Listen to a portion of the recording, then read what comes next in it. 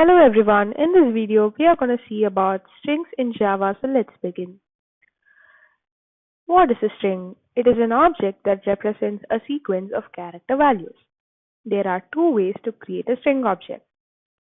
Either we can create them using a string literal as shown below, or by using the new keyword. Now let's look into some string operations. To get the length of a string, we use the length method. Let's see an example. Here we are creating a string called word and printing it. Then we are finding its length using word.length method and printing the length value. What if we want to join two strings? For that we use the concat method.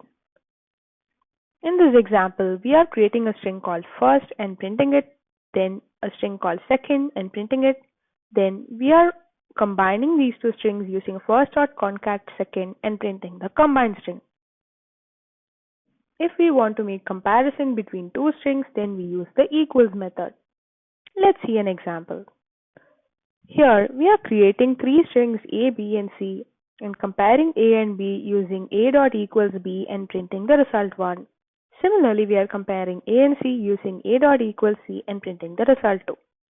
With that, we have come to the end of this video. Stay tuned for the next video. Until then, signing off. Thank you all for watching.